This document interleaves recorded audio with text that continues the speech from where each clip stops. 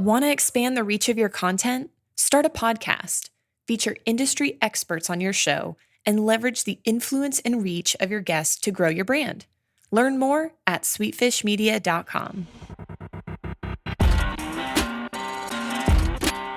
You're listening to B2B Growth, a daily podcast for B2B leaders. We've interviewed names you've probably heard before, like Gary Vaynerchuk and Simon Sinek, but you've probably never heard from the majority of our guests. That's because the bulk of our interviews aren't with professional speakers and authors. Most of our guests are in the trenches leading sales and marketing teams. They're implementing strategy. They're experimenting with tactics. They're building the fastest growing B2B companies in the world. My name is James Carbary. I'm the founder of Sweetfish Media, a podcast agency for B2B brands, and I'm also one of the co-hosts of this show. When we're not interviewing sales and marketing leaders, you'll hear stories from behind the scenes of our own business. We'll share the ups and downs of our journey as we attempt to take over the world. Just kidding. Well, maybe. Let's get into the show.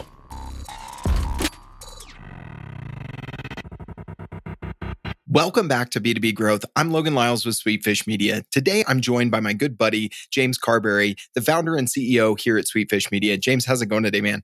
It is going well, my man. Stoked to talk about this. Me too, man. I always love these chats, and I love when we get to share them with B2B Growth listeners during these behind the curtain episodes. So today we're going to be talking about 3 things that you did differently as we're preparing to launch your new book, Content-Based Networking. I just have to say, I'm so excited for you, man. I know you've put in a lot of work. It has been a long time coming, and it's finally coming to fruition. Content-Based networking is hitting the world here pretty soon. Yeah, man. It has been a grueling process. And yeah, not for the faint of heart. I thought it was going to be way easier than it actually turned out to be. Not easy, but I think it's going to be totally worth it. And the things that I wanted to talk about today, Logan, were not necessarily around the launch of the book. I think we can probably do another episode because I'm doing some different things around how I launch it too. But these were really things that we baked into the book. And so I see a lot of books and I see them doing a lot of things based on things that are no longer relevant anymore. And so one of the things that stood out to me was how people do testimonials on books. And we've got a lot of really good friends that do testimonials on their book. But when I think about why do you do a testimonial on your book?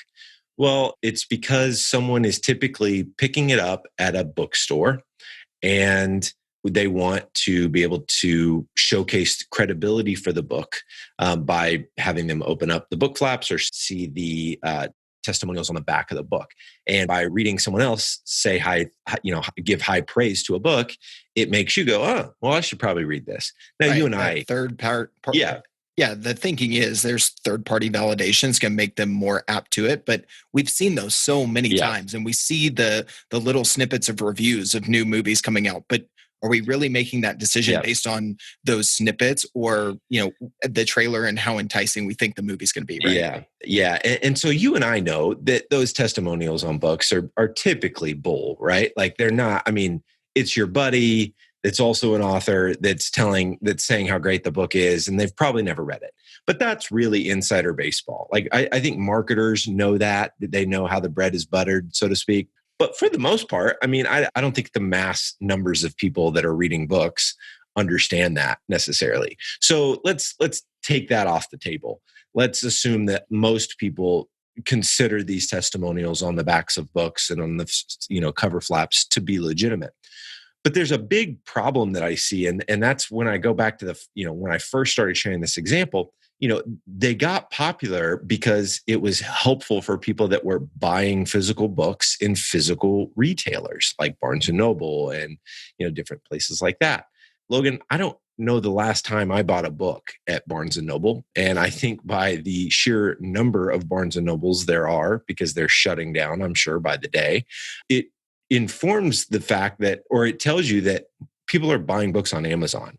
And when you go to buy a book on Amazon, the readability of being able to read the testimonial on the book is impossible. Yeah. I mean, I don't even think it's possible to see the review. Maybe it is if it's embedded into your description somewhere, but on the cover itself, it really has zero impact. I don't know. You're probably not going to pinch and zoom on your phone to look at that italicized text, right? Yeah. If you are concerned about that third-party validation, you're probably going to look at the early reviews, which I know a lot of people are baking into their launch process of trying to get early reviews, which makes a lot of sense.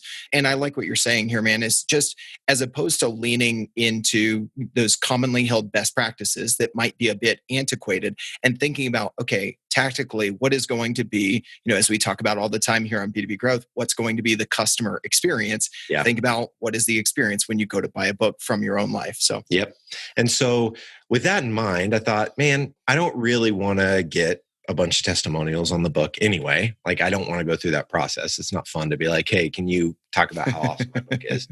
And so instead I said, people aren't going to read these anyway. It's not going to help them make a purchase decision for the book anyway. So instead I'm going to use the cover flaps as calls to action. And so we have a little snippet of my LinkedIn profile, that tells people to connect with me. We have another snippet of our podcast, of this podcast, actually, B2B Growth, and we tell people to subscribe, give some social proof. It shows, how many reviews we have. It shows the logo, so people will be able to find it whenever they go to search. And then on the left side, the cover flap, I actually share my phone number, which is the second thing that we did with this book that I think is very unique. I've seen this happen one time, and one of my favorite books of all time, Love Does, written by a guy named Bob Goff, he put his number in the back of the book, which if you read the last page of the book or listen to the last few minutes of the audiobook, that you're going to hear me share my phone number. I got a Google Voice number for this, so it's not my real phone number that like my wife texts me on, but it's a phone number that I can easily get text messages on. Google Voice is free, so it's not like a marketing text me and you're going to end up on my mass blast texting email list like what Gary Vee's doing. It's an actual number that I'm going to text on, and I share that number in the back of the book, and then I share it on the cover flap. And the reason that is, the book's about relationships, and I want to be seen as someone that cares deeply about relationships, because I do. I don't just want to be seen that way. I actually am. And so that was a fun way for me to integrate that in. But the strategic part of that was that, Bob Goff's book, Love Does, was incredible. But anytime I hear someone talk about that book, what I hear them actually talk about is the fact that he put his phone number in the book. Yeah, even before they talk about the content. Even before they talk about the content, they talk about the fact that he put his phone number in the book, which what Jay Baer calls a talk trigger. So embedding some sort of talk trigger, something that's different into your book, I just think is really, really smart. So we were very strategic with what we chose to put on the cover flaps of the book, and we put my phone number in the book. Again, two things that are different, but I think are going to be really, really effective. Yeah, man. Yeah. So the third thing that I want to talk about here before we wrap up this episode is the fact that I'm launching the book, not just in Amazon where people can get a physical copy, but I'm launching Audible on the same day. So when the book goes live on January 7th, you're not just going to see it as a physical book, you're also going to be able to get Audible. And I put something on LinkedIn the other day, and I basically said, hey, just recorded the audiobook. It was a grueling process, but it's going to be awesome. If you want me to send you a message whenever the book is live, let me know and comment and tell me whether you're going to be listening to the audio version or the book version. And Logan, the lion's share of those comments were audio. People listen to audiobooks. Yeah. It makes sense, man. It always frustrates me. I'm like, oh, there's a new book out. I really want to read it. Audiobook option is not there on Amazon, because that's what most people do. As you've gone through this process, have you heard from folks, is that just a legacy best practice because audio typically was kind of the redheaded stepchild of, the book launch process, or what, man? I guess, man, I don't know. Even the company that helped me with the publishing of the book, they didn't seem to put a lot of emphasis on Audible. Mm-hmm. And I was just like, no, we have to launch with Audible. Yeah. And they were like, well, this and that. And they didn't dissuade me from it, or try to talk me out of it. But I just know that most books that launch don't launch on Audible.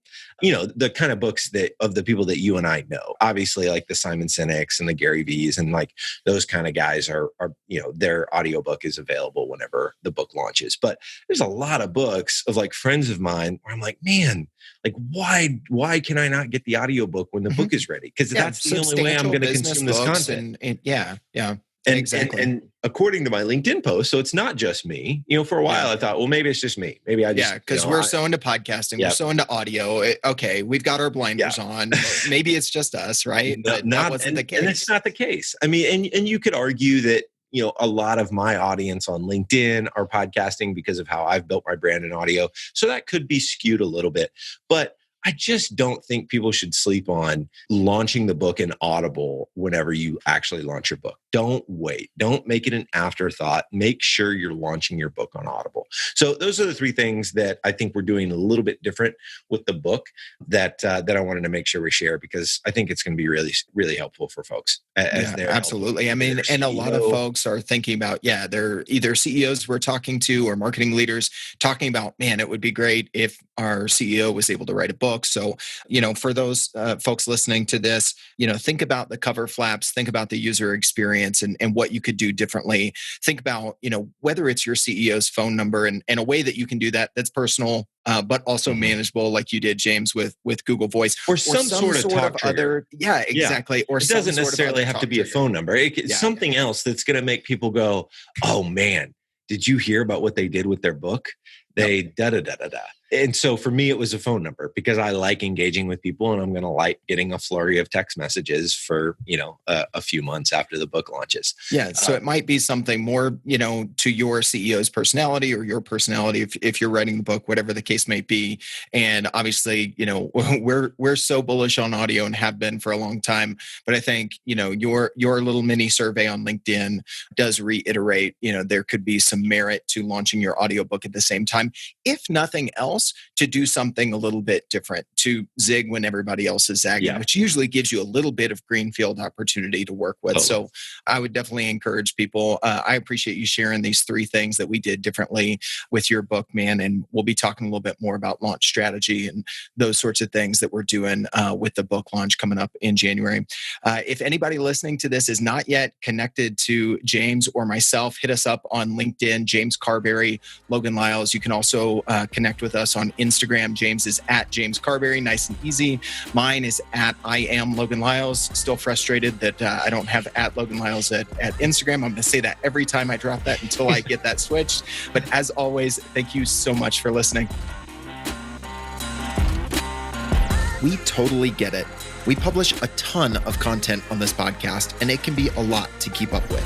That's why we've started the B2B Growth Big Three, a no-fluff email that boils down our three biggest takeaways from an entire week of episodes.